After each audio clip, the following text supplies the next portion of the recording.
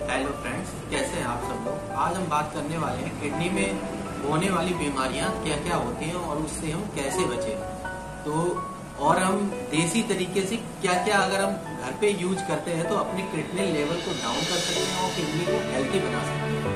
तो चलिए friend start करते हैं और मेरे वीडियो को लाइक एंड सब्सक्राइब करें, जिससे आपको इसकी पूरी नॉलेज मिल सके। और वीडियो को पूरा देखें, अगर स्किप करके देखेंगे तो इसमें कोई लाभ नहीं है, क्योंकि जो मैं बताऊंगा उससे आपको हो सकता है कि जो आपके अंदर बीमारियां हैं वो आपके अंदर छूट जाए। तो वीडियो को बिना स्किप करें पूरा देखें। तो हम बात करते हैं कि किडनी है क्या। किडनी एक इम्पोर्टेंट रोल है हमारी बॉडी का, और ये क्या करती है, ये हमारी पूरी बॉडी को वेस्ट मटेरियल से फिल्टर करती है। जो हमारी बॉडी में टॉक्सिन है और भी वेस्ट मटेरियल है उनको बाहर निकालती है और हमारे हार्मोन को बैलेंस भी करती है। तो एक इसको क्या कहा जाता है कि ये किडनी फिल्ट्रेशन का पूरी तरीके से काम करती है, और इससे अगर इसके अंदर बीमारियां डेवलप होने लगती हैं और जो वेस्ट मटेरियल होता है वो हमारी बॉडी में या हमारी ब्लड में एब्जॉर्ब होने लगे तो क्या क्या बीमारियां डेवलप होने लगे। अगर किसी पेशेंट में किडनी फेलियर स्टार्ट हो रहा है तो उसके अंदर क्या क्या चेंजेस आते हैं, ये सारी चीजें। मान लीजिए अगर उसको यूरिन ज्यादा आएगी, यूरिन में कलर चेंज आएगा, नोजिया एंड वोमिटिंग होगी, और बैक में पेन भी हो सकता है।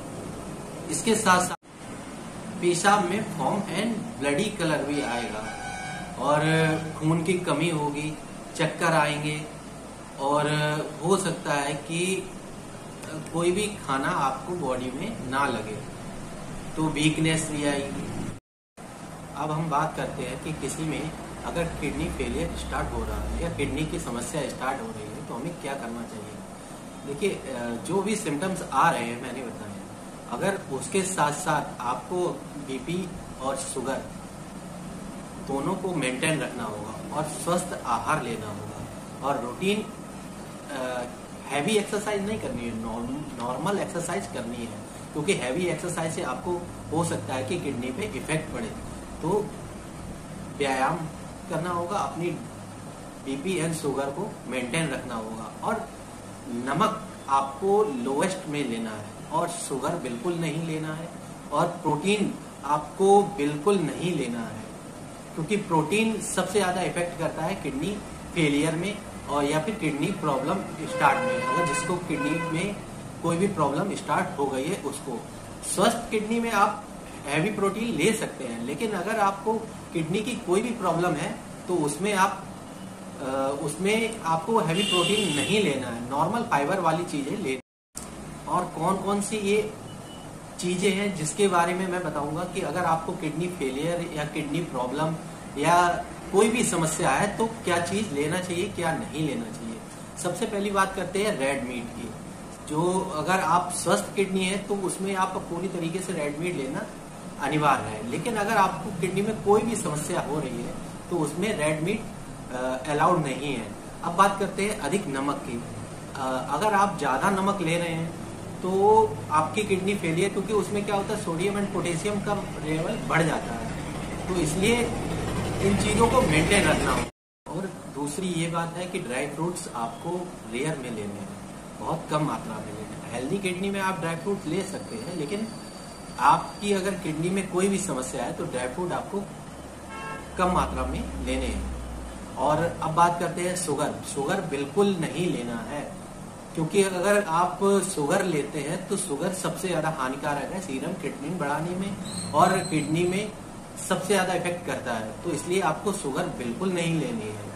और चौथी बात आती है कि आपको स्ट्रीट फूड में सोडियम और फास्फोरस की मात्रा अधिक होती है, तो ये किडनी के इफेक्ट को बढ़ा देती है, तो इसलिए हमें प्रोसेस्ड फूड नहीं लेना चाहिए। अब बात करते हैं दाल हमारे लिए प्रोटीन का सोर्स है, लेकिन अगर हम दाल किडनी प्रॉब्लम में लेते हैं तो सबसे ज्यादा इफेक्टिव है।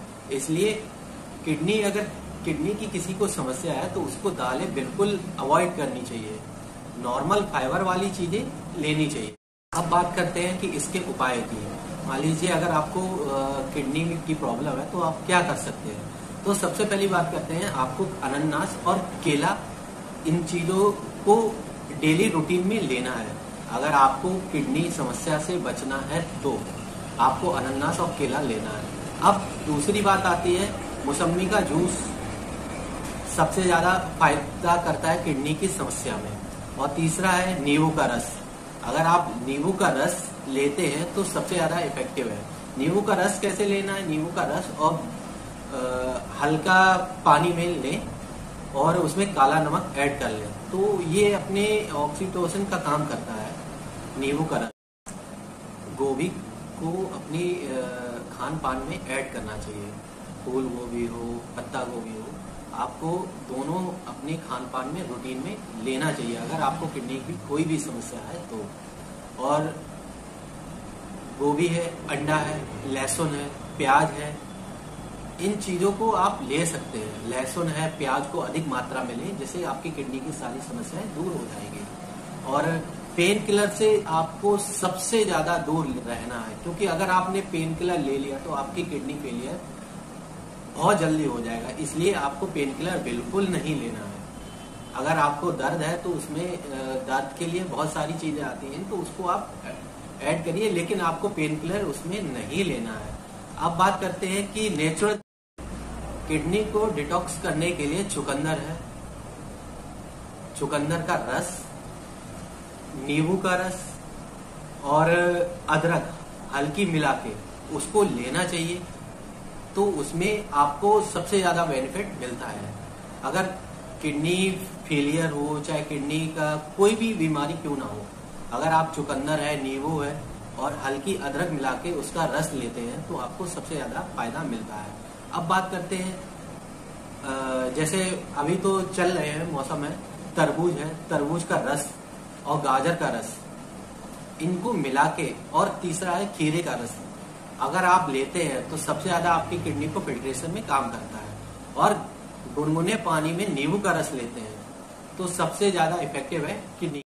अगर किडनी लेवल बढ़ा हुआ है तो आपको नारियल पानी लेना है।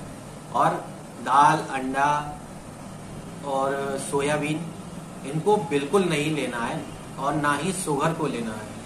अगर आप शुगर लेते हैं, आप अगर चीनी लेते हैं, तो सबसे ज्यादा इफेक्ट करता है सीरम क्रिएटिनिन को बढ़ाने में। तो इसलिए आपको अगर किडनी लेवल बढ़ा हुआ है तो आपको शुगर बिल्कुल नहीं लेनी है, बिल्कुल अवॉइड करनी है। नमक को बहुत रेयर में लेना है।